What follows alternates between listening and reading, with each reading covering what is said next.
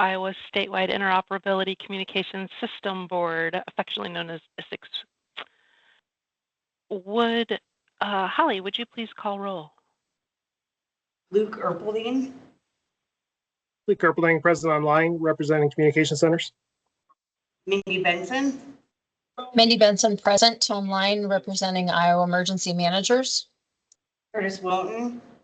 Present, representing EMS. Michelle Bischoff. Present. Representing Fire. Michael Colby. Present, representing local police departments. Jeff Vandewater. Present, representing sheriffs. And Patrick Updike. Present, member at large. We do have a quorum. Are there any legislative members on the line?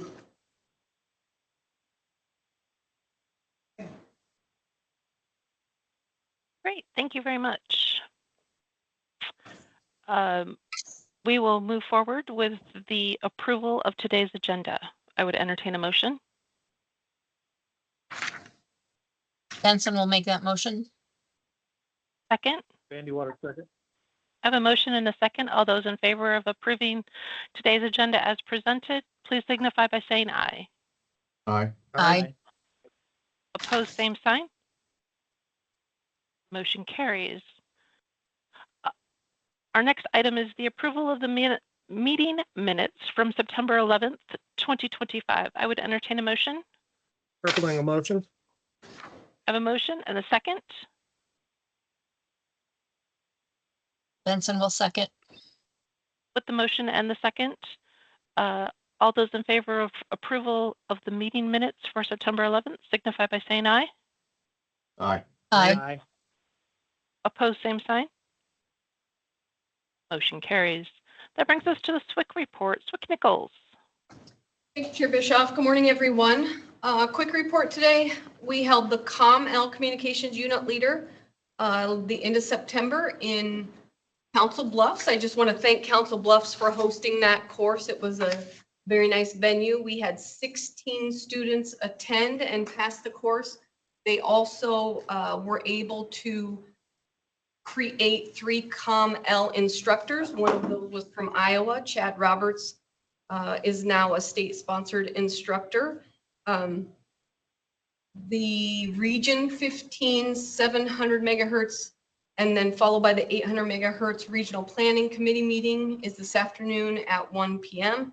If you have not received that invite, just know that that meeting happens today.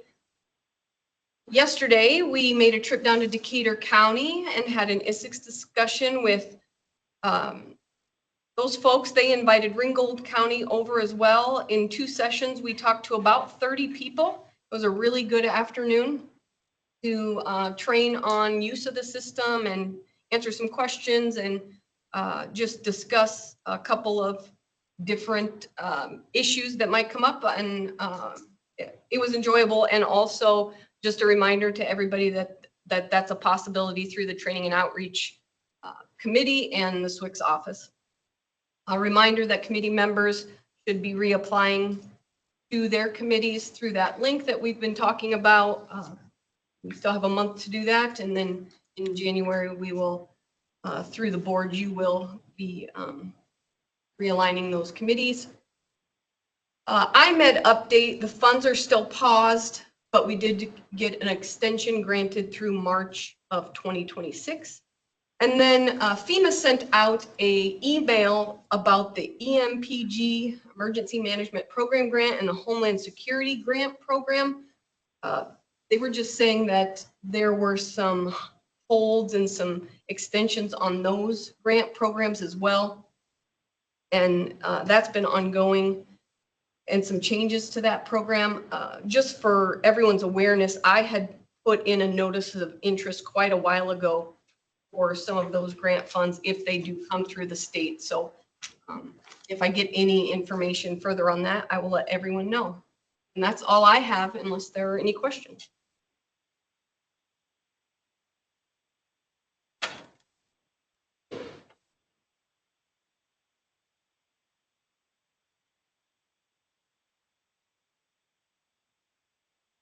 Chair Bishop, are you muted? I am. Thank you. Are there any questions for Swick Nichols?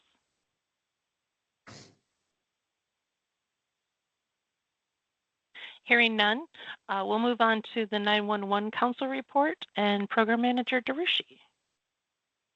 Hi, thank you. For those that might be interested in 911 funding, this is the month or the quarter that we had projected running our account balances in negative. So for the mechanics of all of that, right now is the period that we receive wireless surcharge checks from the carriers and invoices come into us for the network. Those are all due by the 20th. And at that point, we'll see where the balance in the budget lies.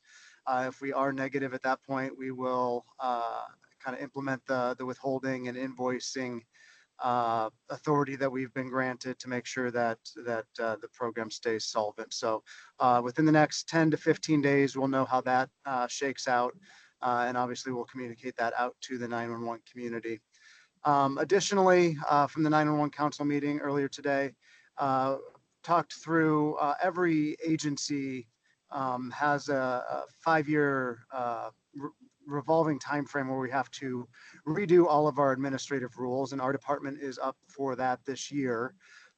So as a department, we're most of the way done with that process, but one that is still outstanding is the chapter on 911, which is 605 chapter 10. That will start its administrative, it will start its process with the administrative bulletin for October 29th. And then there's a number of steps and phases to get those new rules approved. And they all come with public comment and public hearing timeframes as well. So plenty of time for input and communication. If you are interested in things like 911 rules, you'll probably want to take a look at what we're proposing for the new rule to look like, and then provide any comment or feedback you might have. If you had received previously the children's activity books that we had published, and we're opening that back up for folks who have already received some. So for a while, we were limiting that a little bit to make sure everyone had a chance to get their hands on some if they wanted to.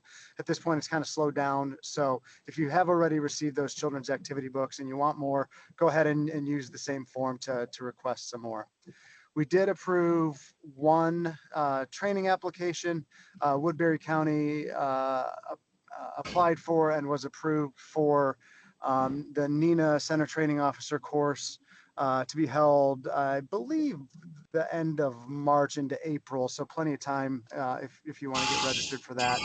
That'll be held up in Woodbury County. So that, I believe, summarizes the 911 Council meeting and what's going on in our program. I would take any questions. Great. Thank you, Blake. Are there any questions for Thank you. Program Manager Darushi?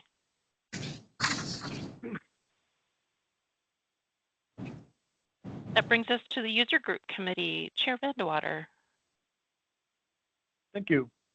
The users group, we met on September 18th with 8 users present. We discussed one new application, or one new user who will you'll see later in the upcoming new business. Fairly short meeting. That concludes my report, and we'll take any questions. Great. Thank you, Sheriff. Are there any questions for the user group and Chair Vandewater? That brings us to the Finance Committee. The Finance Committee met this week and reviewed the finances. The report is before you. As Holly gets it zoomed in there. If you could scroll to the top, please. So between those two the scrolls there is the entire expenses. Everything there is very customary and normal and have been reviewed by the committee. The reason for the increase in the salary line is that there were 3 pays last month. So that's why that number is different than the previous. Any questions regarding the finances?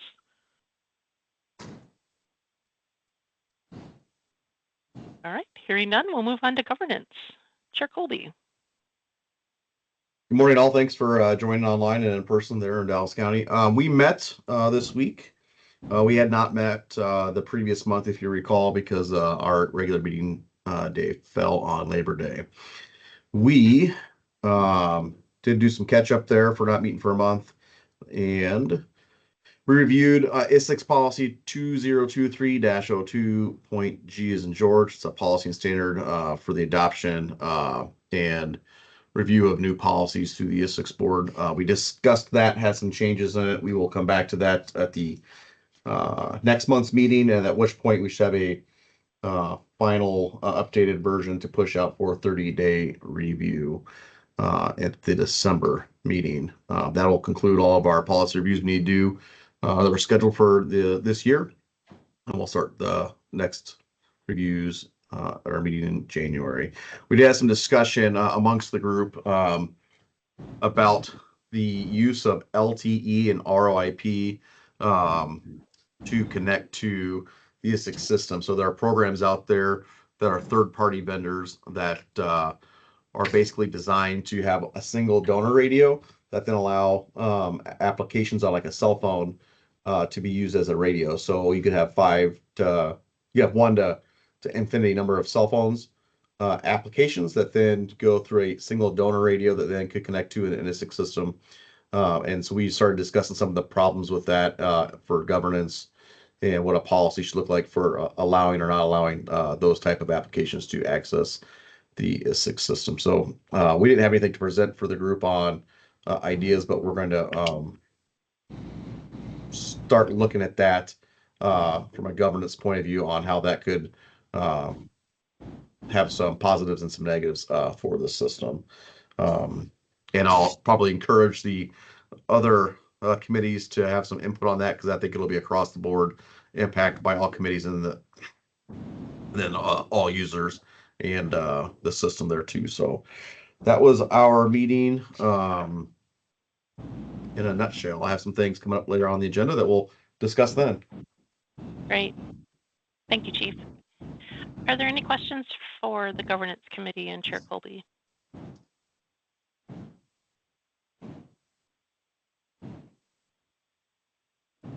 Operations Committee, Chair Erpelding. All right, good morning. Good morning. Operations Committee met on Wednesday, October 1st. On the agenda, we had no old business to discuss. We moved on to our new business.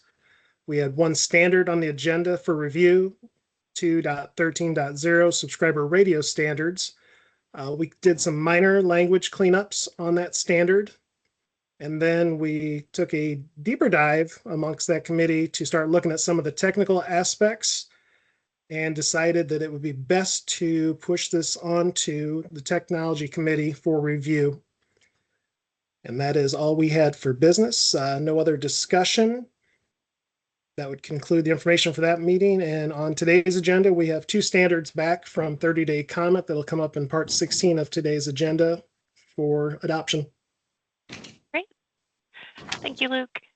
Thank you. Are there any questions for Operations and Chair Erpelding?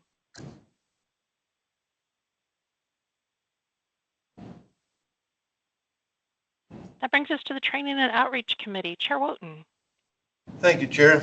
We had a pretty good discussion. Continued on the onboarding process for new Isicsb users, and also went over the skip goals for our committee. That's all I've got to report right now. Very well. Thanks,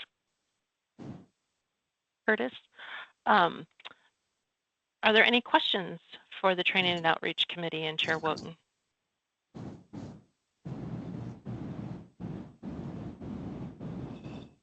That brings us to Technology Committee and Chair Updike. Good morning. Good morning. Technology met on October 2nd. Chair Colby pretty much gave the whole report for me, so thank you for that. But I'll add some stuff to it, because we did look into this LTE and ROIP technologies, and some of the discussions we had was the devices that you can see in the system and the devices that you can't see in the system because they hide behind a donor radio. And so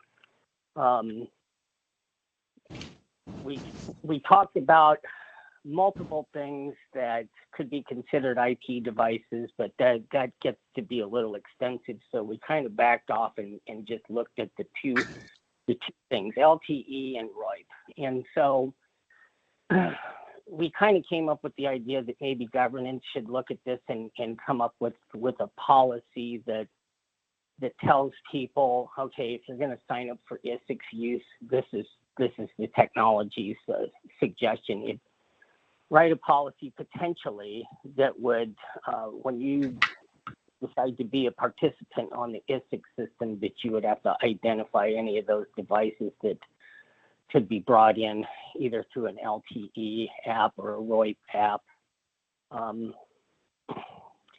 If you've already got existing users out there that you don't know about, that could potentially cause some concern. But that's kind of where we ended the conversation, was to have them look at a policy and run it through like the user group committee when somebody signs up. And so maybe a little bit more than you wanted to know, but I wanted to add to Chair Colby's comments there. And that was all we accomplished for that meeting. Very well. Thank you, Patrick. Yep, thank you. Are there any questions for Chair Updike and the Technology Committee? No questions, this is Chief Colby, but just to follow up what he said is, I think it's a classic case of technology moves so fast that we're going to have to look at to catch up on our policies and governance. And the concerns that we'll have to address are the fact that you could have an unidentifiable user having access to the system through those third-party apps that go through the donor radio too. So that's what we're all going to have to tackle going forward. And we're up for the challenge, but it'll just take some time. And we'll probably lean heavily on the technology committee to understand the background of the tech and what's actually going on before we can have a robust policy and standard for Isics to correctly address what the technology is doing. Absolutely, yeah. The sysadmins may be also able to provide some insights and some lessons learned at their level as well. But yeah, this is definitely something the board needs to wrestle with in regards to policy and procedures and recommendations as to what's an acceptable use of those technologies and what those use cases might be for their use. So appreciate all the work on this. It's not an easy topic for sure. Are there any other questions or comments regarding technology?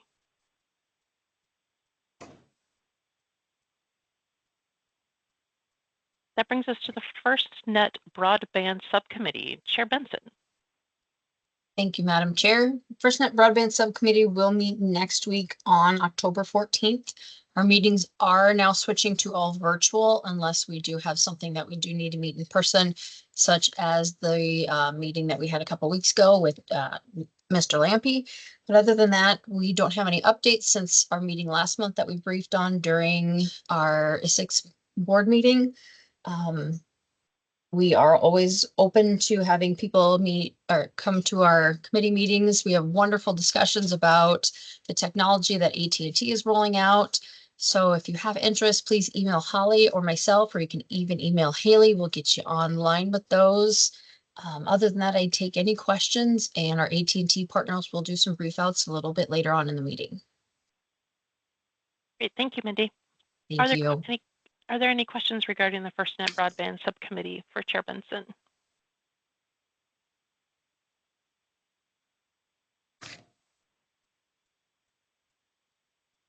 All right, that brings us to other reports. First item there is information sharing among board members. This is the opportunity for individual board members to share information to other board members. Does anyone have anything that they would like to share?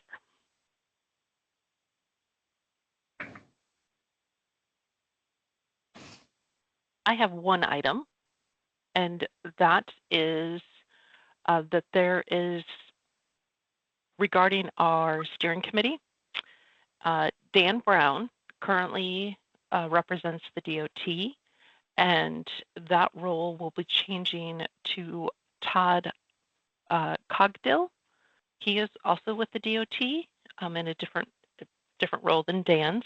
But anyway, you'll start to see Todd Cogdill's name on some emails and that sort of thing. He is the DOT representative to the board, and so we'll be working through a transition from Dan to Todd.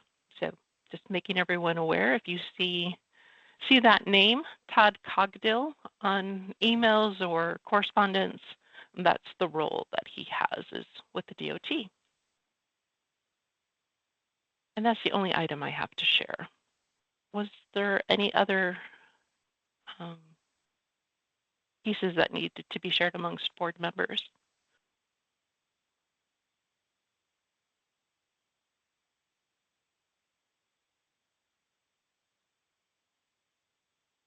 Very well. We will move on to the Isicsb System Administrator report.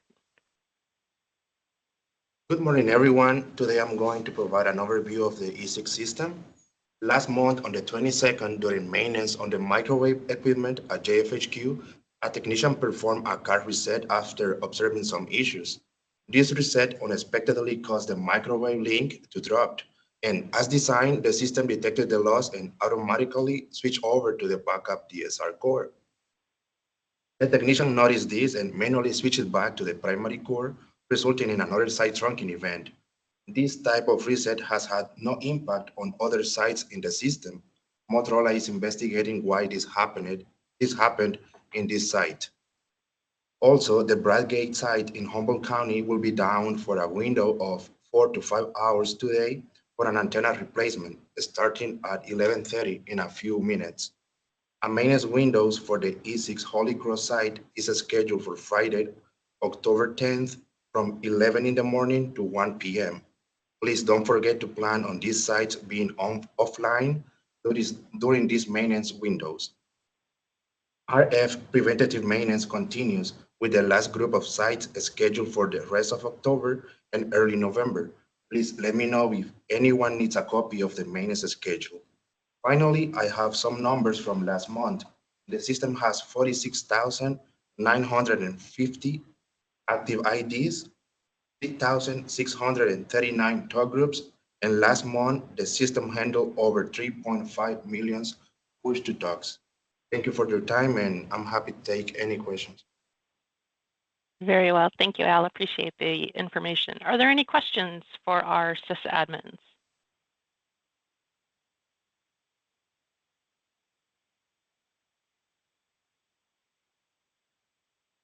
That brings us to the FirstNet Authority. Tom Lampy. Yes. The authority continues to look at your, and myself mainly, look at your survey results that you were sending through that link. I'm looking at 16 right now in front of me. Went through most of, not all of them. What I would like to share is at some point, and I'll go through probably whatever you would like me to do, go through your committee or the board. At some point, we're going to have to prioritize these for you and what you want for your priorities. If we were to say, number one site, we absolutely need it here. Number two, number three, 4, 5, whatever. So that's the next step. So we'll be drilling down into that a little more so I can forward that information to the team that makes those decisions on the funding and where they go. So that's the story on that, on the survey. The second thing I'd like to share is I will be headed to Missouri here in November to what we call Task Order 11 with the contract with AT&T, testing the satellite connection and how they're going to provide their provider for satellite for on band 14 and how it's going to work with FirstNet. We're going to be testing through that to make sure that they meet the task order that we require for the contract. I did hear some talk about the ROIP. I would offer Chief Colby or Pat, send me your emails. I can refer you to some experts to help you with that. We deal with this all the time, including our lab people in Boulder who would deal with this and give you some insight on the effects of it and how it works, as well as other state administrators that use it and then their policies. I'm sure they already have in place. So if you need that help, shoot me an email and I'll hook you up so you can get your best evaluation possible. And that's pretty much what I have for today. Thank you. Are there any questions for Mr. Lampy and the FirstNet Authority?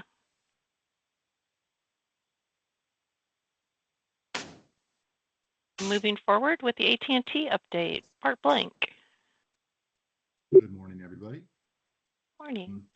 Quick update on our network modernization. I won't go through everything, but to give you a highlight, since the start of the year, we've modernized 220 sites across Iowa, 70 of those in the last 2 months. It's going fast with our goal still to be done by the end of 2026. I can tell you the areas that we've been focusing on the last 2 months. A lot of Western Iowa has been upgraded, multiple towers across the counties there with Woodbury, Sioux, Monona, Harrison, and Potawatomi all receiving multiple upgrades and 5G C-band put in place as well. Continued Polk counties also, because of the population, has gotten a lot of attention. So we've done quite a bit in Polk County just this year alone. Still continuing, and we try to reach out anytime we know a tower is being upgraded to the appropriate folks in the area who are on FirstNet. But if you have any questions, that's my update for today. Very well, Bart, thank you. Oh, hey, go Bart, ahead, Tom. Hey, could you, for those who don't know what the upgrades consist of, if you can't answer it, fine, if you need a RAN team on there, but can you advise them what you're doing when you say upgrade? So their network modernization is AT&T had both Nokia and Ericsson equipment across the country.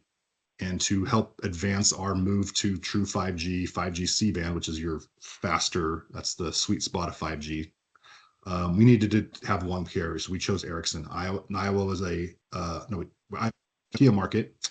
So over the last, starting in 2024 to the end of 2026, we're going to every tower in Iowa, changing out that equipment. And at the same time, we're putting the C-band on about 85% of those towers. In addition, there's lots of steps to that. Some towers require more backhaul to do that, right? C-band is going to have faster download and upload speeds. So we want to make sure we have the fiber backhaul.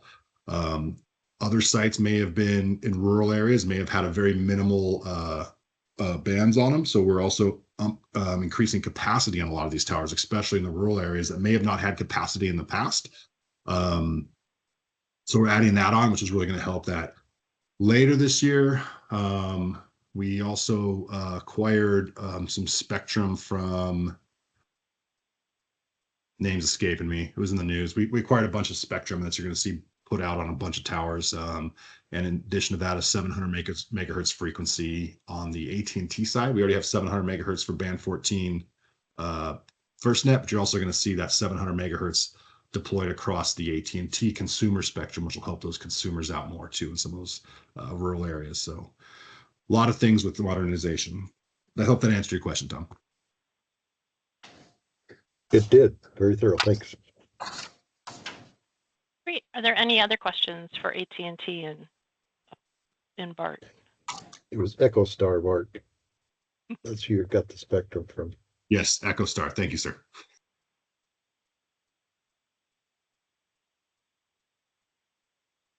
All right, hearing none, moving on to the CISA update. Was Chris Myers able to join us? No, he will not be here today. Okay. Yeah, CISA is impacted by the government shutdown. So Chris is not with us today, and that is why. That brings us to old business, of which we have none. Moving forward to new business. Item A is new Isicsb user approval, Iowa Insurance Fraud Bureau Level 2. Chair Bendwater. Yes, thank you. Again, after our users group meeting on 9/18 and the users group recommendation, I would make a motion to approve the Iowa Insurance Fraud Bureau at a level 2. Great, thank you. Is there a second? Mike Colby will second. Very well. We will now take a vote with a motion and a second in regards to the Iowa Insurance Fraud Bureau becoming a level 2 user of the Isicsb system. All those in favor signify by saying aye. Aye. Aye. Opposed, same sign. Motion carries. That brings us to the adoption of ISIC Standard 1.11.0, use of 700 megahertz, scene of action. Swick-Nichols, are you going to speak on this one? Sure, I can. This has been up for a 30-day comment period after review from operations. There were no comments received. It has been updated per some new license channels. Very well. I would entertain a motion to approve, Purple, to make a adopt, motion. in a second. Benson will Colby will second. second. Have a second. We'll vote on adopting ISIC Standard 1.11.0, use of 700 megahertz scene of action. All those in favor signify by saying aye. Aye. Aye. Opposed, same sign. Motion carries. Our next item is adoption of ISIC Standard 3.6.0, radio site access permission, subsystem roaming. Swick-Nichols. This was reviewed by technology. It has finished a 30-day comment period. No comments were received. The one major change to this was in the section 4, where critical users authorization, the initial policy gave that review to the board, and that has been changed to system administrators will determine if the critical user and critical site is authorized. It's usually discouraged, and its use would be now determined by a system admin. Are there any questions regarding this standard? Mike Colby, just real quick question. I assume that change is just to make that decision a bit quicker, so I can go to the full board. Was that the reasoning for it?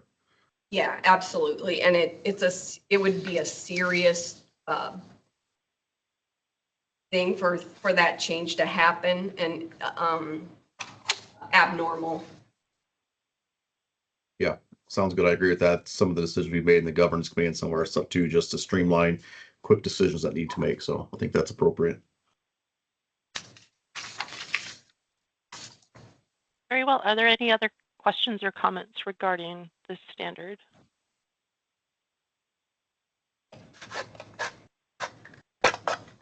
Hearing none, I would entertain a motion to adopt ISIC Standard 3.6.0, radio site access permission and subsystem roaming.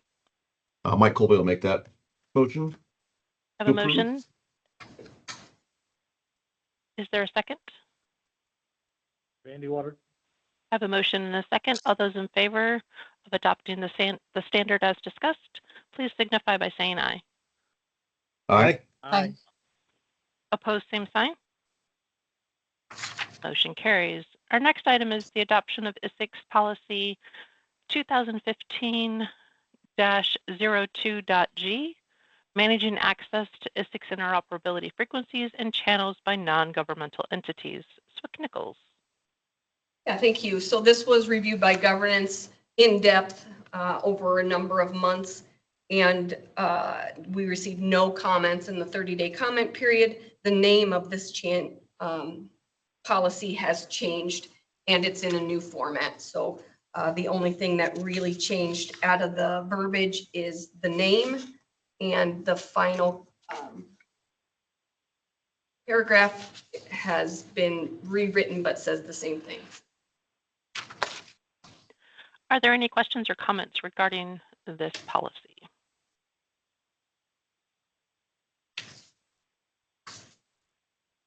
Hearing none, I would entertain a motion to adopt ISIC's policy 2015-02.g, managing access to ISIC's interoperable frequencies and channels by non-governmental entities.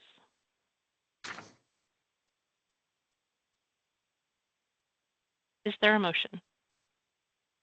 Mike Colby will make the motion. I have a Benson motion. will I'll I second. Benson will have a second. motion and a second. All those in favor of adopting the policy as discussed, please signify by saying aye. Aye. Aye. Aye. Opposed, same sign.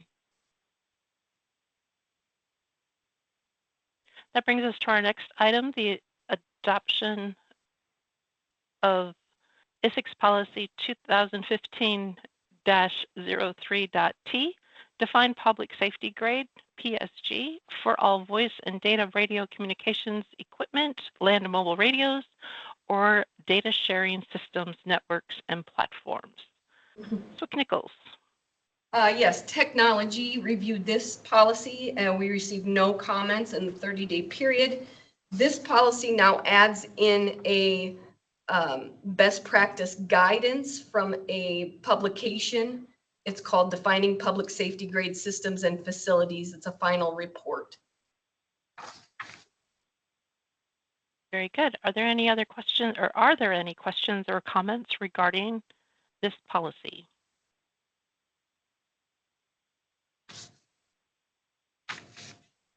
Hearing none, I would entertain a motion. Erpelding a motion. And is there a second? Vandewater, second. I have a motion and a second to adopt the Isicsb policy 2015-03.T, defining public safety grade for all voice and data radio communications equipment, land mobile radio, or data sharing systems, network, and platforms. All those in favor signify by saying aye. Aye. Aye. Aye. Opposed, same sign. Motion carries. Our next item is adoption of the Isicsb policy 2021-01.O, adoption of conventional 700 megahertz nationwide ground channels for use in Iowa. Swick Nichols. Yeah, thank you. So this was reviewed by operations. Again, the policies are being formatted to a new format, easier to read. This one didn't really change anything that it actually says, but we did add in the word nationwide in front of air to ground, and we took out the chart that listed the air to ground channels just in case that anything changed. The chart is listed on the 217A. That's where it's referenced, so that's the purpose, and that's why we put it up for comment period, just in case somebody didn't agree with that. Very well. Are there any questions or comments regarding this policy?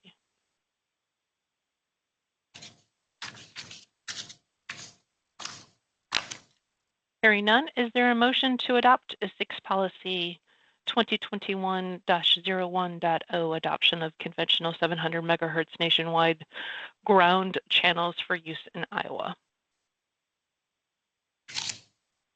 Vandewater, motion. I have a motion. Is there a second? Colville, second.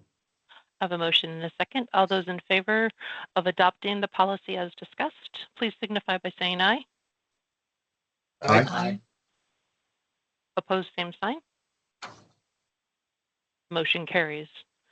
And our last item under new business is the approval of TA request. Swick Nichols. Yeah, thank you. If the government wasn't on shutdown, I believe that we would be able to submit a request for our TAs here this first part of October. And I believe that as soon as it opens up, I'm assuming that that process will begin, whatever date that happens to be. So we have a list of TA requests that we're asking for.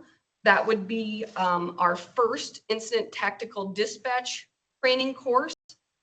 And what we would ask would be for that to be also an instructor creation training course.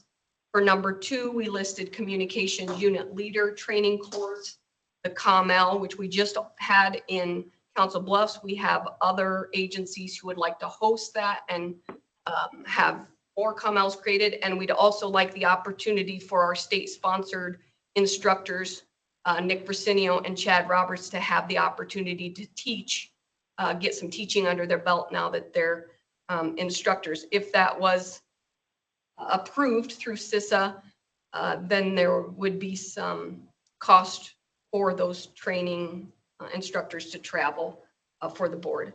And then number 3, Instant Communication Center Manager Training Course would be our third request.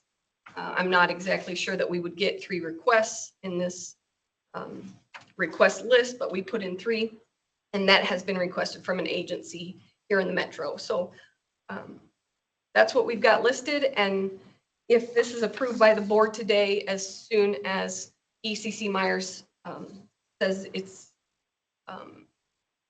approved through CISA to put these through, I would like to do that. Are there any questions regarding this TA request?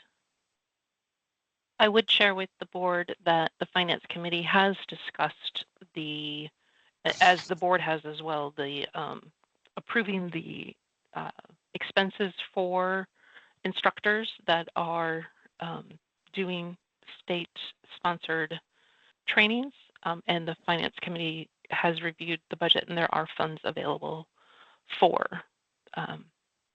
those expenses. Are there any other questions or comments? Mike Colby, I'll just speak to, I think this is a great thing to do, to ask that request. And it's always a great thing to have experts in state that can do this stuff and to have the best training available. So it'd be fully supported. Excellent, thank you. With that, I would entertain a motion to approve the TA request. And I will make that motion. And is there a second? Purpling will second. I have a motion and a second. All those in favor of submitting the TA request as presented, signify by saying aye. Aye. Aye. Aye. Opposed, same sign. Motion carries. That brings us to our public comment period. And I've received a note from Rob Dennert that he would like an opportunity to speak. So go ahead, Rob. Good morning. Thank you, Chair Good morning. Bischoff. Just a question first on item 16F. I noticed the agenda item calls them the nationwide ground channels. I just want to make sure the policy is actually air to ground channels.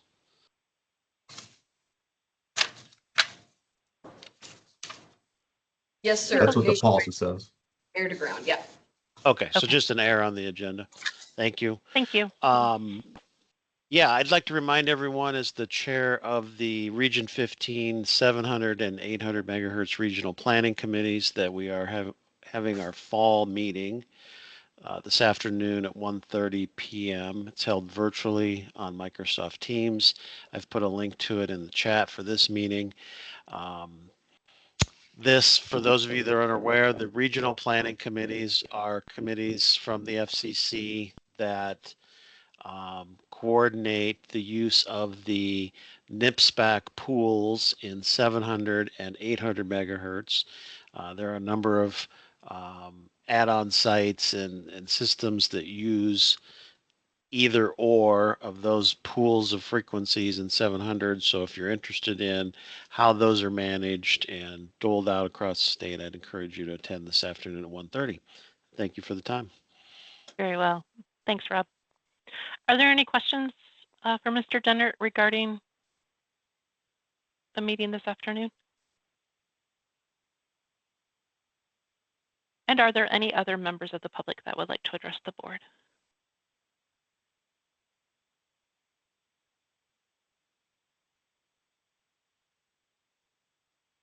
Hearing none, we'll move on to adjournment. I would entertain a motion to adjourn. Bandy Water makes a motion. Benson will second. Great. I have a motion and a second to adjourn. All those in favor signify by saying aye. Aye. Aye. Aye. Opposed, same sign. Motion carries. Thank you all for your time and enjoy the rest of your day. Thank you.